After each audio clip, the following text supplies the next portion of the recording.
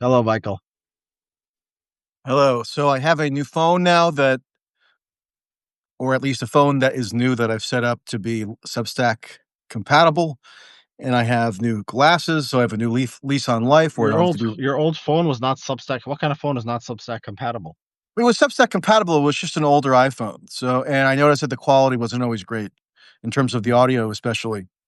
So I had like Okay. a backup latest model iPhone that I got a few months ago for like a different reason that I've now converted into being my primary phone. You know what's interesting? The sound here is coming out through my car. I'm in the car and it's the Bluetooth connection. How do people sound to people? Does this sound okay?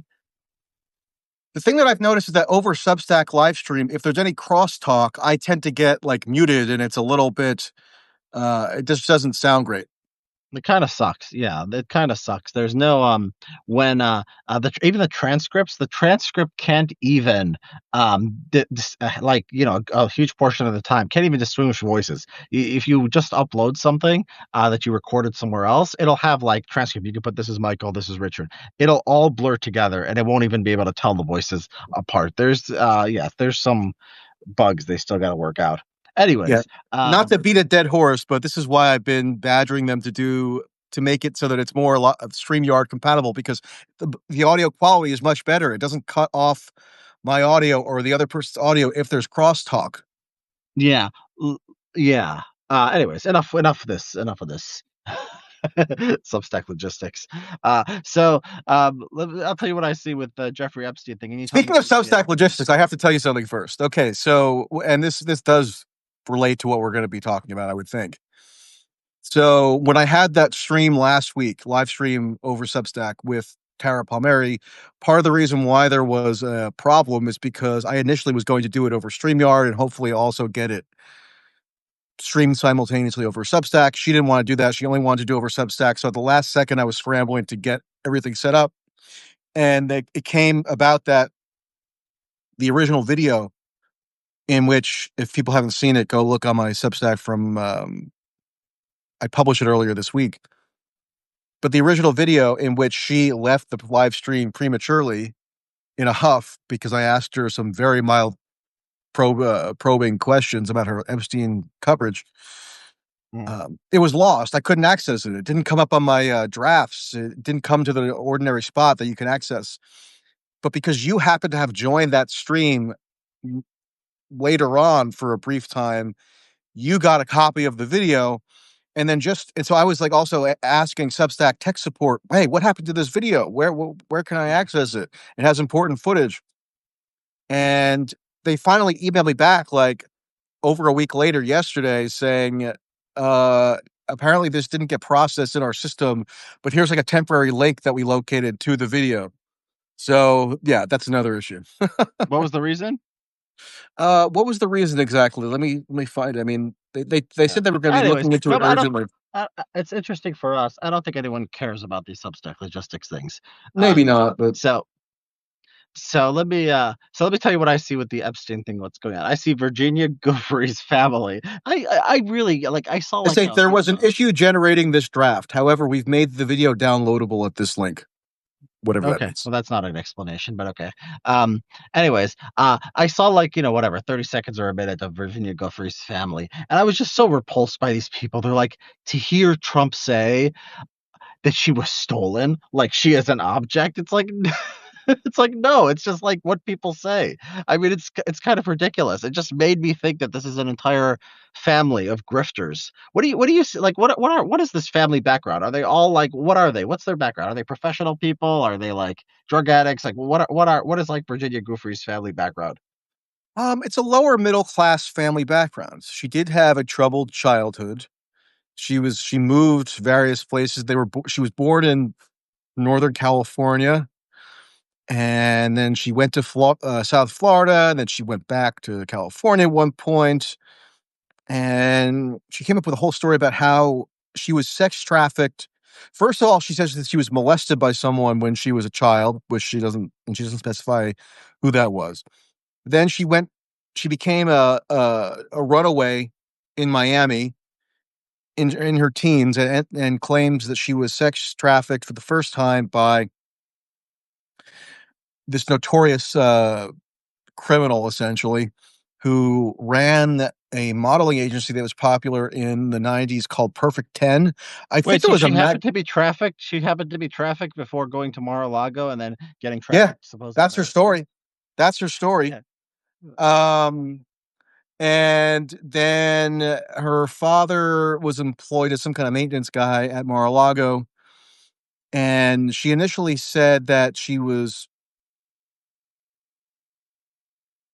also employed by at Mar-a-Lago through her father as early as like 15 in 1998. Then gradually the year got later in which she was supposed to have been working at Mar-a-Lago. I think basically the consensus is that she couldn't have started at the Mar-a-Lago spa where she claims that she was recruited by Ghislaine Maxwell until the fall of 2000.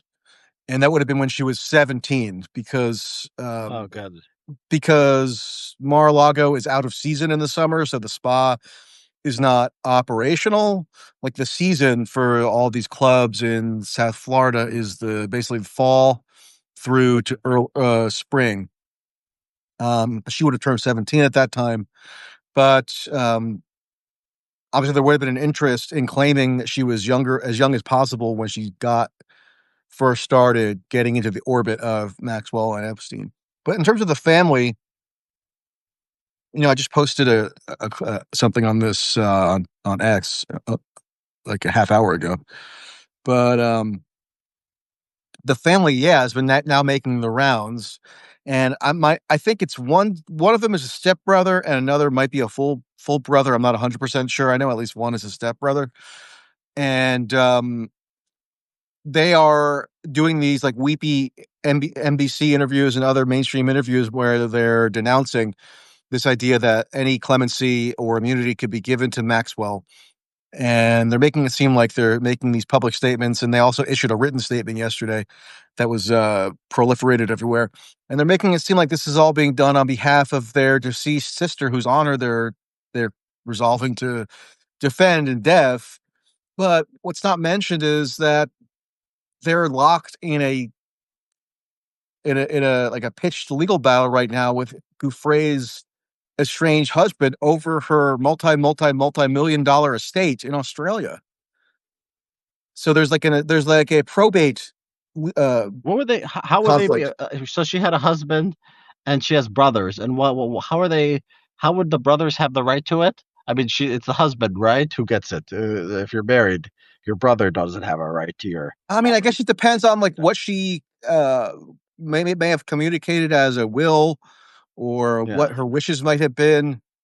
I don't know. I'm not an expert in Australian probate law. All I know is that there's a legal battle underway in which these brothers are trying to get as much as possible from her lucrative estate. And so obviously their efforts in that regard could very conceivably be assisted by them doing the rounds in the media in which they repeat these Me Too mantras about believing women and whatnot. And it's just not mentioned in any of the context at all in the coverage. Yeah, since I've been talking to you, I've been just watching like CNN or like MSNBC. And yeah, I mean, it just says here's Epstein victim, this Epstein victim, and this other Epstein victim. And it's just presented as like something that's always been like proven in court. Never like even Virginia Giuffre, even people the ones who have real problems. There's never presented as there's like any question or anything fishy or any reason to call their credibility into doubt. I mean, it really is kind of maddening. Um, and Yeah, and in that the letter that was posted, I saw because Caitlin Collins of CNN tweeted it. But so you have the signatories to this statement are it's one pair of Gouffre's either step sibling or sibling, and then that sibling's spouse, and then another pair of a step brother or brother and that brother's spouse. And then you have Annie Farmer and Maria Farmer. Even those two have huge issues which make it insane to just credulously sort of reference them as proven, vindicated, unblemished accusers who we all should just believe without any critical thought at all. Annie Farmer actually was one of the four witnesses that the government called to testify in the Maxwell trial in 2021. Remember, they only called four alleged victims of Maxwell and or Epstein in that trial. Mm. And two of them, the judge ended up instructing the jurors that they were not to regard any of the claimed sexual activity between those two and Epstein or Maxwell as illegal sexual activity for the purposes of rendering a conviction against Maxwell. Annie Farmer because was they one of were the two. old enough. Either that or because that nothing that they were claiming happened to them rose to the level of what could be considered illegal sexual activity. Annie So they were. Farmer says that she went to New Mexico. Actually, Mm. if we're going to be literal about trafficking, she was trafficked by her older sister, who was about like 9 or 10 years older than her, Maria, who's also a signatory on the statement, to meet Epstein and or Maxwell when she was 16, and Those are the then two women. Those are the two women in the documentary. The documentary opens with these two women, right? I know these two are featured in the Netflix documentary, Annie, the Yeah, Farmer sisters. Um, yeah. but Annie Farmer went to New Mexico at some point, and the idea was that she was supposed to be going with her older sister. The older sister didn't go for whatever reason, and Annie Farmer then said she got a massage from Ghislaine Maxwell. Okay, not Epstein, Okay. Ghislaine Maxwell. She couldn't recall over the many times she was asked to describe this initially about whether she was topless or whether she might have just been in some like underwear, meaning a bra or something, and that Maxwell massaged her, but she massaged her upper chest, did not make any even remotely sexualized contact with her. This is what she told the FBI in That's her 2000. entire story. That's everything that happened to her. And then she says after that, she then like Epstein embraced her or cuddled her or did something with her Oh that. yes, the cuddling, but But then no sex. Yeah. no, I mean she Annie Farmer And she told was the how old FBI. was this woman? The claim was that she was, I think, 16 or 17 when this happened. I'm not So 100% she sure. got a massage and then was cuddled. And that's one of the ones they brought to trial. Yeah, but and that was one of the four that the government called to testify. But even of the four, two of them, the judge, who was otherwise extremely pro prosecution, remember, she allowed witnesses to testify under fake names for no particular reason. She allowed one of the claimed victims to testify under a fake name, even though she had already gone public with her story under her real name prior to the trial. And of course, if you're allowing a victim or a witness to testify under a fake name, it kind of conveys to the jury that there's something that's been established as to their alleged victimhood, right? Because they need this protection from the judge or from the court. Um, but even of the four that they managed to call among these supposedly thousands of victims that we're told exist, um, two of them had to be instructed to the jury that they were not to regard any claimed sexual activity to which those two were subjected as illegal sexual activity, and that included Annie Farmer. Mm, mm. So, and yet Yeah. she's still on. But her story. She told the FBI in 2020, and also initially in 2006. She said in 2006 that she didn't even see any reason for Epstein to be prosecuted for anything. In 2020, she said that any contact that she had with Epstein and or Maxwell was non-sexualized.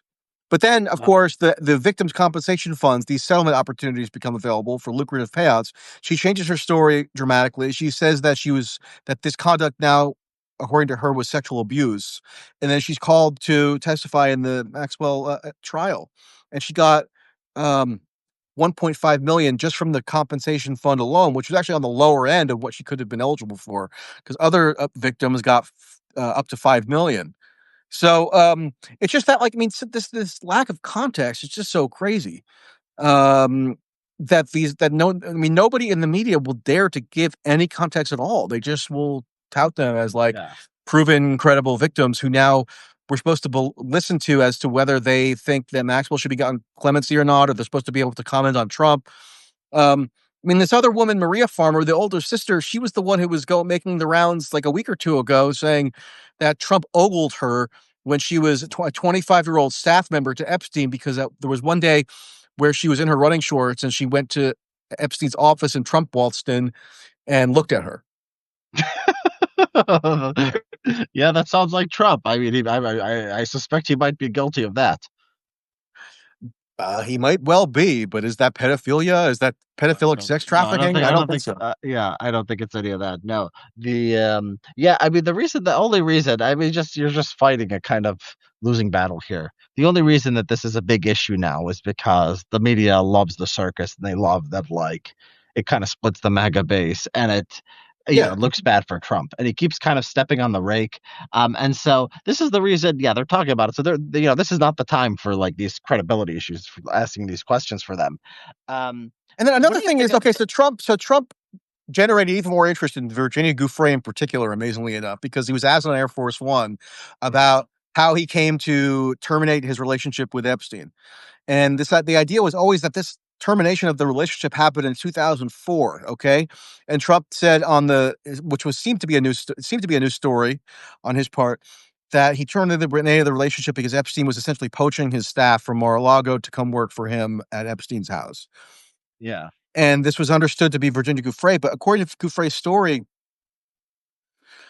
what happened to her in terms of her leaving Mar-a-Lago, her employment at Mar-a-Lago to go to Epstein happened in 2000, so 4 years before that. So who are these other people that supposedly were stolen? And then, of course, Trump using the word stolen was taken to be like a dark uh, uh, intimation that something much more sinister and like sexually predatory happened. But he's just talking about staff being poached, right? And he's using synonyms for the word poached. It's kind of weird that like he can even remember that it was like Virginia Giuffre. I mean, because it was she didn't work long at Mar-a-Lago. And he Well, remembers the name of. Giuffre has said in depositions that she met Trump several times. Well, she might have met him. I don't know. Do you remember people who gave you massages 25 years ago? I don't know. I don't think I would. Uh, Um, she never said that she gave a massage to Trump. It's just that she met him when she was working at the spa or right. working in I mean, some do you capacity at Mar-a-Lago, right, which makes sense. whatever. I mean, yeah, I mean, it makes sense. But would he remember 25 years ago there was this woman named Virginia Giuffre and she was taken by Epstein? Would he remember that? I don't know. What do you I don't think know, about the? possibly. I mean, he was asked, "Are you talking about Virginia Giuffre?" Essentially by one of the Yes, and he said, I journalists. think that was one of them. Yeah, Yeah, yeah. but the timing doesn't make sense because Virginia Giuffre leaves Mar-a-Lago in what year? It's like 2000, right? 2001, right? What seems to have been ultimately established, although you never know exactly with this person's chronology. But then Epstein and Probably Trump stay friends. 2000. Yeah, But Trump and Epstein stay friends. So the New Yorker profile where Trump famously says he likes young yeah. It was girls, oh not two. her. Yeah, and then they stayed friends for years after that. So how does Yeah. that? Why is he like telling a story that's like he's stealing Virginia I don't Giuffre know. from Who me? And it's like it knows? It's doesn't just even. like Trump is imprecise with stuff, and then people latch onto it or make these wild, sinister Like extrapolations. I think it sounds to me like they just asked him Virginia Giuffre, and he probably is just like it's just a name out there, and he's just like sure whatever, like she's one of them, right? Like it could even be like that's stupid. It could be like Epstein stole his people, but it's so weird. It's so weird because the story that was like in the media is that they were falling out of a real estate dispute uh, that he Epstein hit on one of the people's Well, the daughters, and latter it's like story was one that Trump's supporters tried to sort of okay, well, concoct. why doesn't he stick to that? Why does he say he's I don't fighting know. over Jeffrey Epstein's supposed Here's victim? my theory. Okay, now I grant that I'm speculating here. I think that Trump is extremely skeptical about the veracity of this entire story. Hence why what Maxwell, when she was first arrested and he was asked about it by that journalist who was working with Axios. What's his name? Yeah, He's Tim Australian. Vanden something. No, Australian journalist, Yeah, who Axios. cares? Doesn't matter. Jonathan Swan. Jonathan Swan. Okay. Jonathan Swan, now at the New York Times, was working with Axios for some HBO special in the summer of 2020. And it was after Mm, Maxwell had been arrested. He asked Trump about Maxwell because when Trump first commented on her arrest, he said, "I wish her well." And um, Swan asks Trump, "Why would you say you wish this person well? She's accused of these horrendous crimes." And Trump says something like, "Well, I wish anybody well. I wish you well. I wish her well. I wish the world well." And if yeah, they yeah, have, he's always so gracious towards his opponents. Yeah, and exactly. So gracious. if they're claiming that she did something, let them prove it. So he's basically saying the government has like a burden of proof here. So I tend Okay, to so what does think, that have to do with him saying? What does that have to do with him saying that she is bringing this up to say that he stole my employees? Try to get that story out there. Why would that be? What would that have to do with him well, you being asked why skeptical? wouldn't he have stuck to the story that Epstein was behaving in some kind of sexually predatory way? Ah. in poaching because he Trump's doesn't think staff Epstein was sexual. But he because does. But he he's does go around. skeptical of the story. But he does go around saying that Epstein is a creep. Epstein was a creep with all these problems, so he does say that. Although he defends Maxwell, so like he's not like adverse to saying Epstein is creepy or like a pervert or Did he anything say that like he that. was I mean, maybe he did. Yeah, I'm just yeah. saying. He would say like even when like I think even sometimes when he's talking about Maxwell, he'll be like, oh, like he had problems. Like I don't know if she like is the had Okay, but if these you're things asking why wouldn't Trump have stuck to this more absolving of himself story that he caught Epstein doing something predatory at Mar-a-Lago and therefore kicked him out? I think he doesn't stick to that story because even if he might have said something like he's a creep at some point, he doesn't. I don't think. I get the impression that he doesn't really buy into the Yeah, crux of maybe, this but story so much. it's not just one time. I've seen him several times. He's not averse to saying Epstein was a creep. He's not averse to denouncing Epstein. Yeah, So yeah, I like know. kind of assuming. I'm sure he's not. I'm sure he's not. He'll do whatever is most advantageous to himself. I just think that, like, in one sort of throwaway comment, why wouldn't he have stuck to that story? I think because, like, instinctually, he does not buy into the more maximalist versions of this narrative. Yeah. So And besides Virginia, you said I'm fighting a losing battle. I mean, I'm not fighting any battle that I think I can win on this. However, I will say that I've gotten a bunch of messages from people privately who maybe hadn't done a full review of this stuff. And I totally admit I've been in a fanatically obsessive sort of wormhole or rabbit hole for several weeks now. But I have got messages of people saying, gee, I never really thought that critically about this. And I think you're probably right in the main in terms of what you're broadly saying. And it's amazing nobody else will really cover this from any kind of through any kind of critical lens. So, yeah, I think there are some people who I've had some impact on. And like, for example, Breaking Points. mm, You saw that saw the article that I wrote early this week on this guy who, I mean, I wasn't even planning on writing about, but like yeah, once yeah, yeah, that was I good. Yeah. sent him just like some basic factual clarification questions, and he's And just he called basically you. He called me a said, "Can you pedophile. talk about it at your next NAMBLA meeting?" Yeah. Yeah, I essentially just said, okay, I'm just like now I'm in like a manic writing frenzy, and I wrote a whole thing, and Yeah. he just spouted totally bogus, bungled statistics on this Breaking Point show. Nick Bryant, he's on all the alt media podcasts lately, like Andrew Schulz. Um, he's on Jimmy Dore recently. He was on Breaking Point. He's on other podcasts. Um, as some kind of like Epstein expert or trafficking expert, because he was the guy who originally published on Gawker a version of the Epstein quote unquote little black book. We talked about this several weeks ago. I couldn't give you the full story as to my memory of how that came about, but now I know it. I mean, this guy basically he went down to Florida. He's like kind of a crazed trafficking activist of sorts who also does journalism, investigative journalism. He ended up in touch with one of the Epstein victims, quote unquote, lawyers, which must have been Bradley Edwards or at least one of his associates. And then they gave him this black book, and then he tries to get it published for several years. Eventually, Gawker publishes it or excerpts from it. And now he uses that as his calling card to like be one of these like podcast experts. And I hadn't even paid that much attention to him, but I figured, okay, because he was on Breaking Points, which is a show that I go on.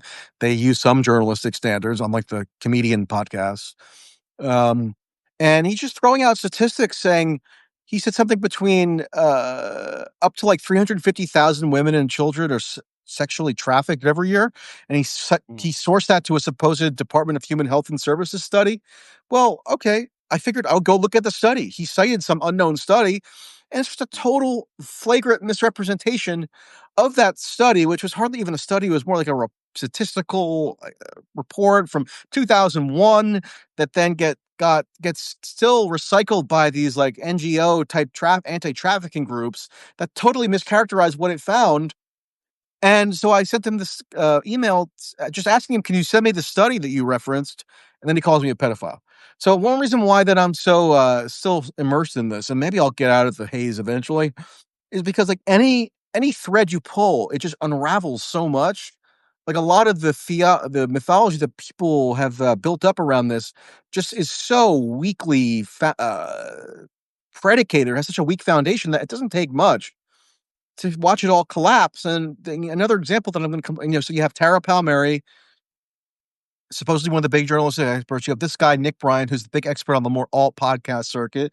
And then Julie Brown, who, my next thing has to be about because I read her book. I went back and read all her Miami Herald's stories, and I'm sorry, it's just like it's incredibly weak. It's ridiculous.